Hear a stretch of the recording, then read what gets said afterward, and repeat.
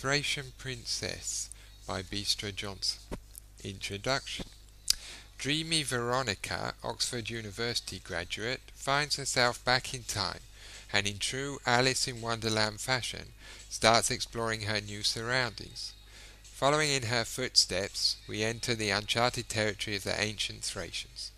The author hopes that this encounter with the distant past will fascinate her reader as much as it fascinated her while she was doing her research and writing the story. This novel is entirely fictional, but is based on actual historical figures and events that took place in the Balkans during the 5th century BC at the time of the Peloponnesian War. The modern-day characters and storylines are, of course, entirely the result of the author's imagination.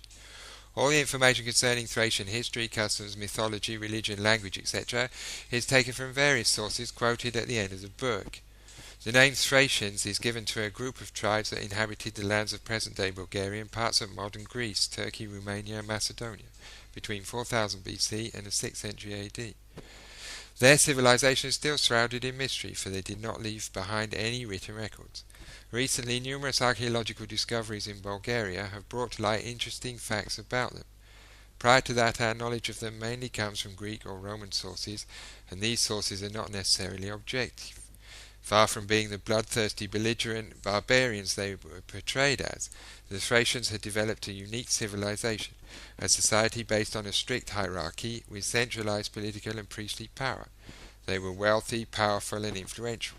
Mining, crafts, music, agriculture, viniculture were flourishing in their lands, and so was trade. Savage tribal societies could hardly boast of such achievements.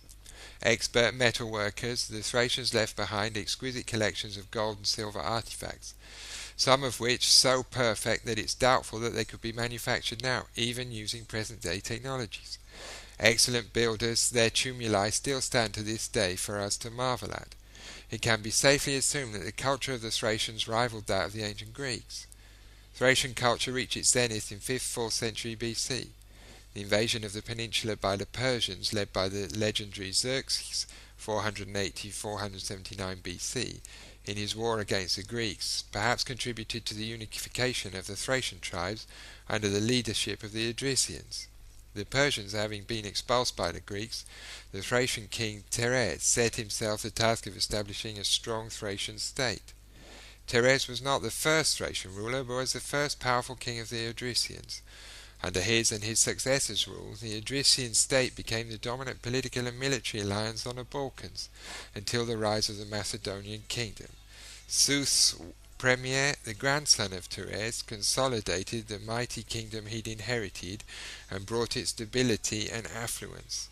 According to Thucydides, of all the kingdoms in Europe, between the Ionian Gulf and the Euxine, it was unsurpassed in revenue, both in terms of money and in general prosperity, and second only to the Scythians in military strength and army numbers. The archaeological evidence increasingly confirms this, with more and more amazing finds seeing the light of day. During Roman times, Thrace was a semi-autonomous province and was later incorporated into the empire. Since then, the name Thrace has only applied to the lands south of the Balkan range, the lands to the north becoming known as Mysia.